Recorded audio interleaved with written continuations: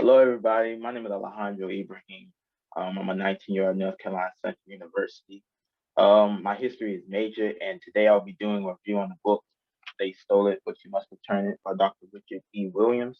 I'm also the host of the Conscious Youth Podcast, also known as KYP.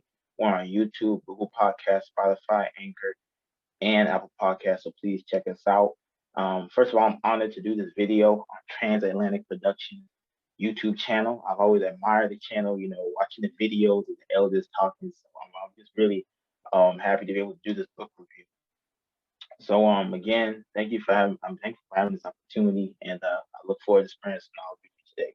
So They Stole It, But You Must Return It is a book, again, written by Dr. Richard E. Williams, who's also health practitioner and psychologist, also knows religion as well. What I like about this book is that's only 125 words. 125 words of a foundation for Black people in America. You understand? He keeps it concise and straight to the point. So this book review won't be very too long, but it will include the necessary elements in the book. So we're going to talk about the things that he talked about in the book that are necessary for Black power and Black power foundation building. So the first thing he talks about in section 1 is the Black family. Now we have to understand that he's also talking about how slavery affects Black people till today and how it's affecting us even today because of what happened during slavery. So one thing he does, and I quote this, he says, any system that deprives the people of its family structure denies the humanity of that people. He talks about when they took our ancestors from Africa, the number one thing they did was break up the family. We have to understand that the Black family is the power-based structure of Black power. There's no question about that. We see this through Mansa Musa's family. He had a family. We see that through the African empires. All of them had a family. Understand, as African people, we are a family people. And because the Europeans knew that, they understood that they had to destroy that family-based society that we built, that we created, that we grew up in. So he talks about the family is important. He also says that the Black family in Africa, how marriage was the unification of two families. You gotta understand that family in Africa, when you marry, you're binding, you're moving families together. That's one thing he talked about, that the Europeans broke up during slavery. So he talked about how slavery destroyed the Black family. You understand? Another thing he says is to make a Black African a slave. White America chose to destroy the Black family. You have to take away power from the mother and the father to manipulate that child to make him what you want to be. There's a saying I heard once in a movie. It was on the Roots remake. They said you can't buy a slave, you have to make a slave. None of our ancestors on ships were slaves. They were made into slaves. They were broken. They were torn apart to fit the white society at the time to get what they needed out of it. That's how they work. That's how it was broken down. He relates that to modern day about how due to our lack of family during slavery, we're having that same problem today, family. We can see that with the fact that 70% of Black children are growing up in single parent households and how we're actually not having a family-based society. He also breaks down again how they broke up the mothers and the fathers in slavery. Black women had no control of their bodies in slavery. Let's just be honest about it. Let's be real factual here. They had no control. The white man, the master at the time, would tell them who to go with, who not to go with. They treated our ancestors like cattle, like animals. They bred them and stuff. The mother never had full control over her son. The son belonged to the master. So she was always prepping her children, her son or her daughter, to fit what the master wanted him to be. It was never in an African way, never to produce African warriors, African kings and queens. It was always to fit the white capitalist society. We can see that also, he points out, with today's society about how, a lot of times mothers, they might fit their sons, fit the current society, how he might fit in to help whether the white man not be independent and on his own. The family during slavery did not create Black power at all. It just was a family. It never created a circle for Black power, education, and to move forward. He also talks about how fathers were in the family were during slavery. He said that men were warriors. We have to understand that as Black men, we were leaders and warriors in Africa. We would we would kill and die for them. We wouldn't sit here and when Europeans first came to Africa, they knew that Black men were willing to die. There was a Black man, if I'm correct, of the Gola ancestry, who in Liberia found out about the slave ship, actually went on the slave ship, freed his people, and turned it back around. Black men, he said, were always revolted. Don't ever let this perception that we sit down and let slavery happen. No, we revolted. We were out there, we were trying to take back our freedom. So they understood that they had to break the Black man. So by doing this, they had to reduce him to the role of a breeder. You understand? On the plantation, they were bucks. That's what they called them. They would call them bucks, and they would breed them to other to slave women at the time. That's what they did. It was wrong. It was inhumane, but they were breaking up the family systematically.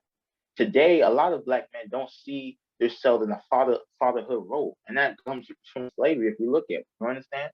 Because during slavery, the black man couldn't be the father. You understand? Even if he was in the household, he still had to answer to the master. The real father was a white man. It was never the black father who gave birth to that child. So that's one thing he points out. Black men were stripped of their fatherhood role. We didn't know how to be fathers. And that's carrying on today because you can see that a lot of times in the community, you got young men growing up who haven't seen a strong male image and they don't know who their father is sometimes, and they haven't grown up with their father. So you can tell that they're going through problems with manhood all because of that aspect at times. So that's one thing he again points out, that black fatherhood was broken up during slavery. And due to that lack of black fatherhood, we can see it carrying on through generations. They never treated the black man like a man. He had to submit to the white man, to their white authority. Okay? So his son's going to do the same thing because he wants to survive. That's one thing I have to understand. In slavery, they stripped black motherhood and black fatherhood. And due to that, they were able to take the children and manipulate them. Also, children were affected by slavery as well, too. Most black children, first of all, were born out of wedlock. As I said, they treat us like slaves. They treat us like animals. So we were bred. You understand? Oh, your mom had a kid. You didn't even know your father was. He even talks about in the book in one instance where a mother actually was put to mate with her own son. And she didn't even know because they separated so long ago. That's how they work. They bred us like animals. That's what the Europeans were doing. And because of that, you understand, children had to grow up early. They were out there working in the field at 8 years old. So we can kind of compare that till today. A lot of times children have to grow up early. They have to take care of the household at an early age. They have to take care of themselves at an early age. And due to that, they don't have the proper guidance on what it means. These children, a lot of times in slavery, they didn't have a childhood. There was no, being a child and turning to adult. They made slave children act like adults at young ages. That's detrimental because it's messing up the psychological process that everybody goes through. Slave children didn't have a childhood at all. That's another thing we got to keep in mind. So when we look in today's society, we can see a lot of times, especially in some of our communities, children don't have that childhood experience because a lot of times they're going through family problems. Because all of our problems, I believe, stem from the lack of black family, the lack of the black man, the black woman, the black child, the lack of the black original trinity that we had. You understand? And due to that, children have to grow up on their own, not really knowing exactly what it means to have a childhood. Because mom and dad aren't there to be taking care of you, or one is busy and one is working, you don't have both parents there to guide you. A lot of times, you got to do it on your own. So we talked about how a lot of the children back then didn't have a childhood, and that's affecting us till today because we have carried on some of those, actions over. A lot of our children don't have childhoods either due to a lack of family structure. So slaves also had responsibility, again, talks about. And one of them was that we fought, all right? You said there were over 300 uprisings of slaves. We fought hard, family. The Gullah Wars happened. They don't teach us about that in high school, but we fought hard. We did not sit idle and allow the Europeans to take over. We fought. So that's one thing he also mentioned, that we fought as a people to take back our freedom and to actually be the African people that we are. So that's one thing he mentioned that was very important. But he also talks about how there was two responses. One was compromise. You understand? I'm gonna flip to the book because I think there's a good essence here when he talks about how, at the time black women had different responses from black men. So he says that a slave master also saw that if her son was to survive the slavery experience, if he was physically strong, a good breeder, and docile to white America.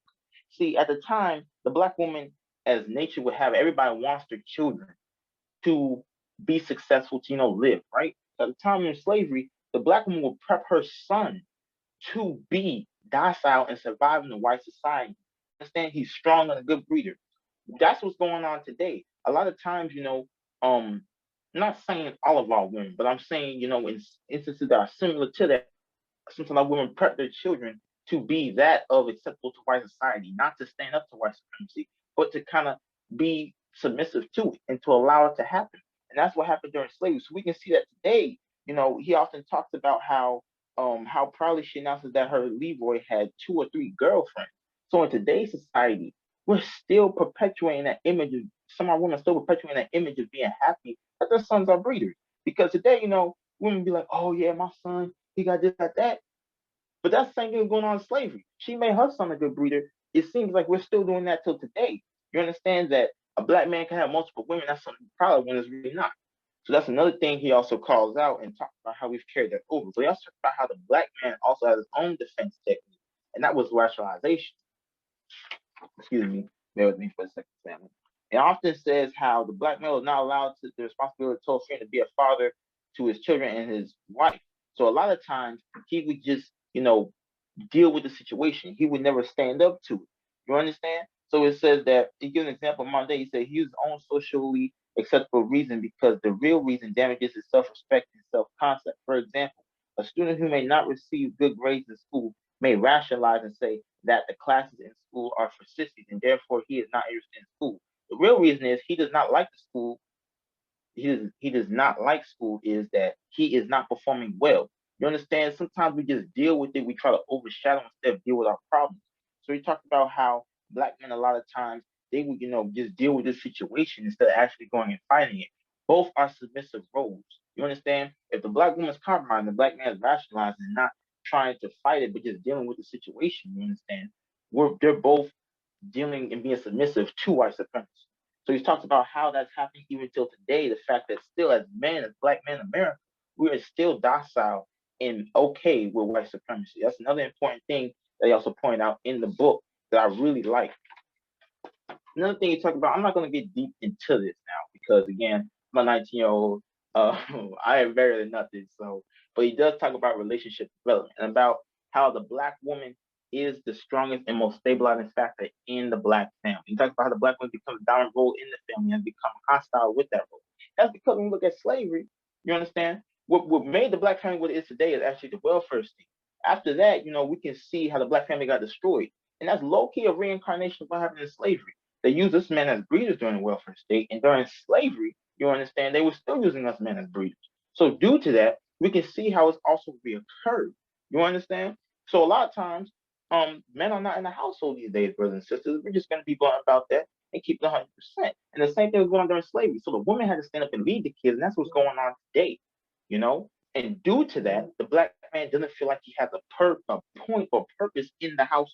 You understand? Resentment between the black man and the black woman was created by white America. That's what he lays out. Very important. He was created by white America. It wasn't created by anybody else. And so due to that happening, you understand, you can see beef that's going on today. You see all these divestment movements, all this, black man ain't this, black woman ain't this. That's all because white America came with the goal of breaking up the black family. You understand? And so he said the black woman and mother must encourage and support the black male to take leadership roles in all segments of American society. As a black man, I'll tell you my belief is that as black males, we got to lead the community. We have to be the leader in the community because we are supposed to be the head. You understand? We can see it clearly today we're not being the head of the community. And due to that, we have a lot of things going on, lack of manhood and a lot of things going on in the community. And he talks about how the black man must be the leader in the community. He's also talking about marriage, which is something that I hope all of us black men want to do in the future. He says marriage is not for boys, it's for men. He talks about how we have to mature into a husband role or like a role when it's the time. He says relationships require both parties to make actions to strengthen the relationship and keep their bond. He gives out a great message about relationships. And that's why I say I love this book. Because he does 127 words. He doesn't go around the bush. He gets straight to the point, keeps on moving. This is just going to save the black community because we know that we have a lack of black family, and that's what's hurting us the most today. And that's what we got to fix. So anytime I talk to people, I say, hey, if you want to fix something, we got to fix the black. That's a very important thing that we have to fix. So he talks good about relationship development. Another point he hits on that is spot on, family, is education. He said the family must make an environment where the child can have a good education. I grew up in a household that was African-centered and pro-black. So I grew up in an environment of black power. You understand? My great-grandmother, she was in the Marcus Garvey movement, My family's been in there. My mom's side family. My dad's family was in Nigeria. So my dad knows about what the Europeans did in Nigeria. He knows about what the British are doing in Africa till today and the French and all that. They taught me the system of white supremacy. You understand? And due to that, I now have that black power thinking mindset to where I can go and teach the community. I can go and help my people out. Most black children don't get that because number one, they don't have both sexes in the household. But number two, they're not growing up in an environment of black power. We got to start having an environment where we educate our kids on the system of white supremacy, what it entails, and self-reparation. He also talks about how children cannot be educated by the use technology for education. Not saying that you can't use a computer and watch like a video, on Transatlantic production. That's good. He talks about how you can't be feeding your kids certain images and not expect them to, play into that. We can see that with the media agenda of today. We're not going to get into that because that's not why I'm here talking. I'm doing a book review. But you can see within the media today that they're trying to push certain agendas on us, certain beliefs that are not going to help our children achieve that. So he says children should spend time on the computer gaining knowledge. Children should be reading. Parents should read to children. I remember my parents, after I came home from school, elementary and middle school, I would read to my parents, And my dad was tired from work. My mom was tired too as well, but they still took time to read with me. And that's how I was able to have such a good vocabulary at the time. You understand? They helped me with my diction. So I knew what I was saying. I could have good pronunciation. He said we should also try to master the English language because during slavery, they gave us a form of English language. They never gave us the real thing. So now we have to take that back. We have to actually speak English language if we want to speak it. Also, encourage other people to learn African languages as well to tap into their ancestry and their true self, and that as well too. And he also says we should not depend on the education system. We have to be real with ourselves. The education system was made against Black people. It was never made for Black people. We know this. It's rigged against us. But we have to learn and educate our own children what they need to know. He also says we should educate our children on skills. I grew up on a farm. I know how to grow things. We also educate our children on other things. So your dad's a mechanic. Teach them things like that. Hey, after you graduate out of high school, you can probably go to college, get your business degree, but you probably got a job waiting for you that you can build up on your own. You can do for self. That's what he's talking about. He gives out a foundation of what real Black education is and how we have to teach each other our history. He talks about how we were the first builders of civilization, first mathematicians. You understand? If we are the first on earth, we should never doubt ourselves in being able to read, write, or do arithmetic. We should know how to do this because we invented it as Black people. It's within our DNA. It's within our ancestors. So we should never, ever have that fear of not being able to do anything. Another thing he talks about, and I'm almost done, family. I'm trying to keep it short and concise because I don't like to belabor a point. But he also talks about how, another part I was talking about in education was how we're supposed to have positive images on the radio. He talks about how we have all these sexually exploitative songs going out, which are messing up our children's mind. I like that he said that because in today's society, the music, to keep it real, fam, it's not the best, and it's not producing, again, a Black power thinking. I have a whole conscious playlist, and I listen to it a lot because it's making me think. I like to think when we listen to music. We have to continually think while we're doing things, and that's another thing he points out. But for the two last points, he talks about one, sexual exploitation, about how slavery exploited our women and also took away the sickness of the Black man and Black woman coming together and forming that bond because we were breeders. Again, we were meant to do that. He says how we have to protect Black womanhood and Black manhood, how we have to, put dignity and honor back into that act. You understand how we can't be doing what we're doing with the slavery, which was breeding. That's what we did, and how that's come back around again now.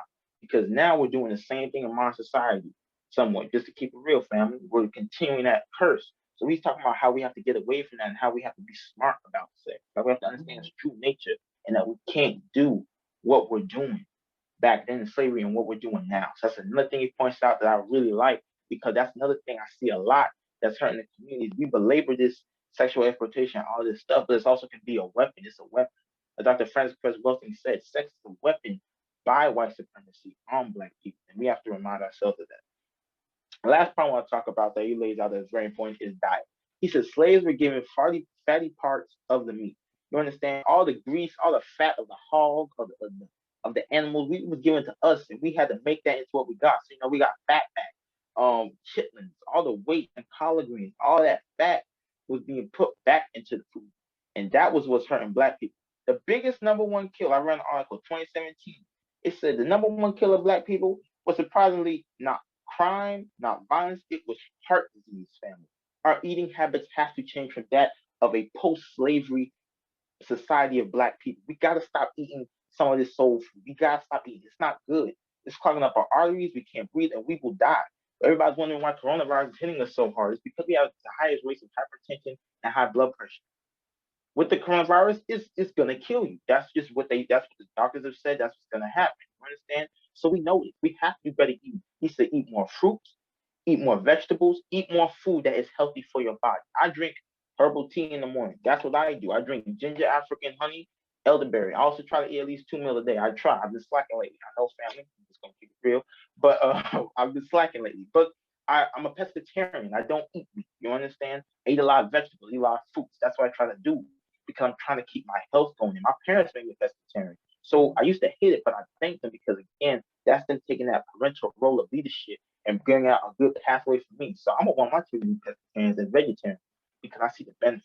He also talks about how slaves didn't get to eat healthy meals, and that's carry on again, and also how we don't drink enough water. We drink diabetes is kind of black community. We drink soda, juice. I drink fused water all the time.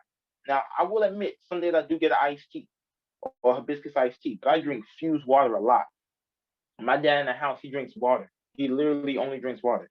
Anything else he drinks is usually sorrel or bissap or ginger beer. That's it. He don't drink nothing else. And I've always held that to him because he's always understood the importance of healthy eating and drinking the right food. So if we want to be healthy, we cannot drink what we're drinking, such as all the soda and high fructose corn syrup drinks. And we can't be eating foods such as, we gotta start cutting out that pork. We gotta stop eating all the greasy foods. Fast foods is a big killer. That stuff is not helping us. We gotta get off sugar. High fructose corn syrup sugar. It's bad for the body, family. We gotta get more on back on a natural way of eating and eat more healthy. We gotta learn how to eat to live. You understand? If you eat good, you're gonna most likely live long. So we also gotta do that as well. So that wraps up my review for the book today, family. Hope you enjoyed it. Again, my name is Alejandro Ibrahim, 19 years old, attend North Carolina Central University. Um, I also have my Conscious Youth podcast, KYP. Again, it's on Google, Anchor, Apple Podcasts, Spotify, and YouTube channel. Please subscribe if you can. I want to thank you guys again for giving your time out of your day to listen to the book. Again, they stole it, but you must not return it. I found it online actually. This one given to me by my dad, but I found it online actually for a pretty good price. I think it was about $9. They were doing the sale. So if you want to, you can buy it. Very good book. 125 pages. That's now without the appendix. 125 pages of Black Power, man. So again, thank you for your time, and I wish you guys all good. Hotep.